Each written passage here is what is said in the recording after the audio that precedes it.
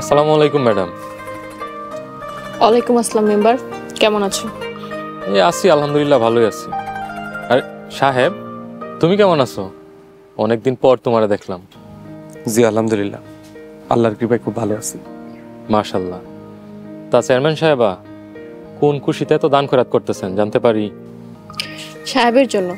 সাহেব দীর্ঘদিন অসুস্থ ছিল, এখন সুস্থ হয়েছে, সেই কারণে কিছু দান করছি। যাক, আপনার দীর্ঘদিনের গোলাম সাহেব আপনার কাছে ফিরাইছে, এটা সত্যি খুব খুশির সংবাদ। আর সাহেব, তুমি খুব ভাগ্যবান, তুমি চেয়ারম্যান সাহেব আর মন জয় করতে পারছো। আপামনি, দেরি হয়ে যেতেছে, চলে। মেম্বার, আসি, ভালো থাকবা। জি, আসসালামু আলাইকুম। ওয়ালাইকুম আসসালাম।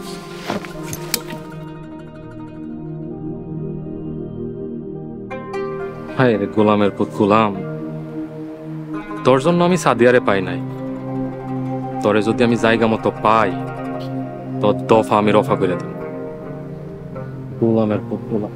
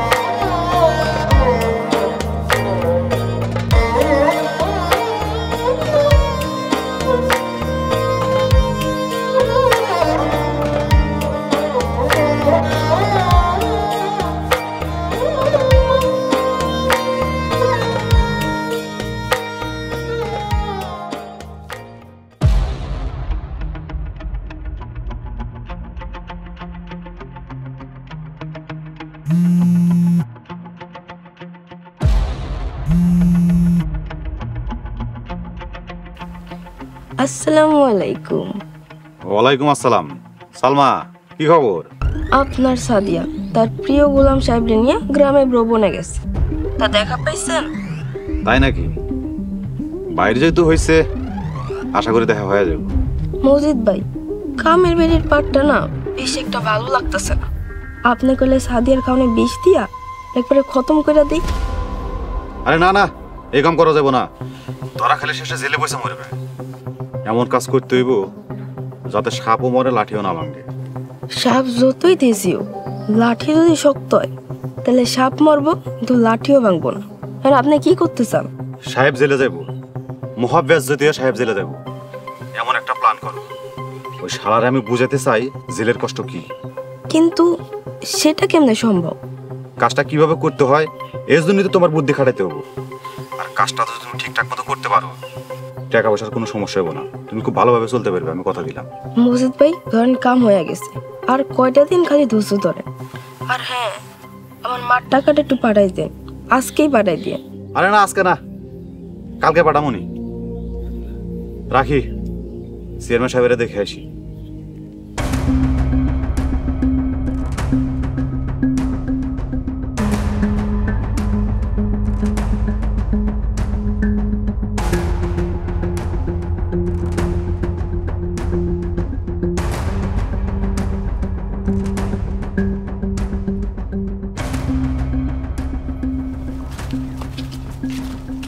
আসসালামু আলাইকুম।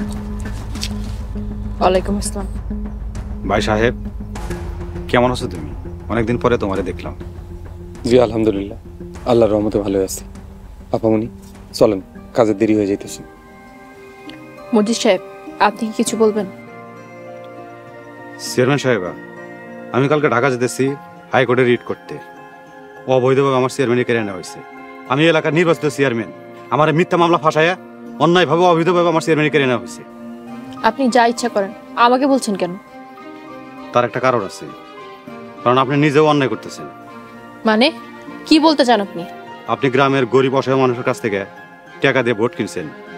আজকে কি বাকি টাকা দিয়ে আসলেন নাকি? মসজিদ ভাই, আপনার যদি সাধ্য থাকে আপনিও দান করেন, সমস্যা কোথায়? ভালো কাজের উৎসাহ দেন ভাই।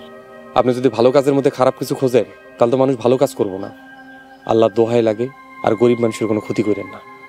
সাহেব, তুমি দেখি বিরাট সমাজসেবক হয়ে গেছো। গোলামের মতো থাকলে ভালো হয়। মজিদ সাহেব, মুখ সামলে কথা বলবেন। সাহেব এখন আর গোলাম না, আমার পার্সোনাল সেক্রেটারি। এখন কোনো কাজ না থাকলে সামনে থেকে যান।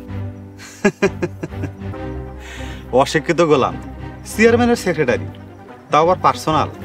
সাহেবের মধ্যে যে শিক্ষা আছে, সমাজের অনেক শিক্ষিত মানুষের মধ্যেও তা নেই। আর খবরদার, সাহেবকে অপমান করলে এর ফল কিন্তু আপনার ভালো হবে না, চরম অপমানিত হবে। জাগো দিলে ইমান নাই, আল্লাহ তার হৃদয় দিকে পাবে। চলে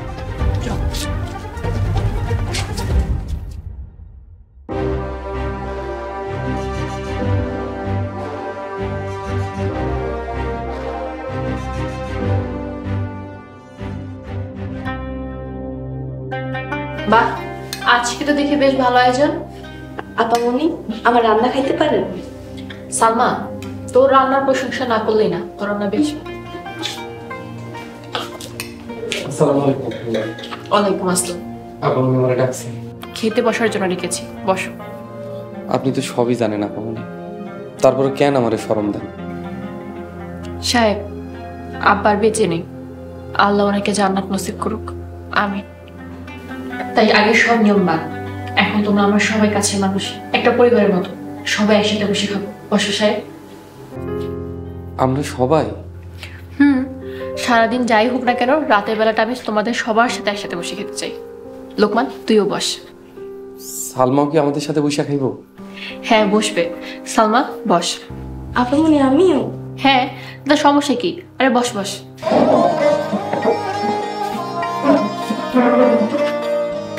সবাই নিজের মতো নিয়ে খাও।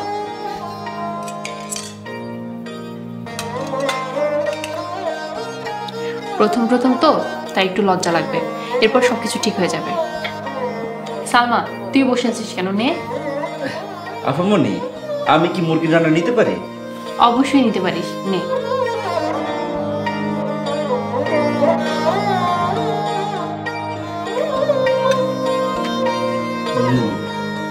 সালমা বাবা, তুমি কিছু মনে করো না। ওস্তাদ, আপনি কিছু মনে করেন না। বেজার স্যার।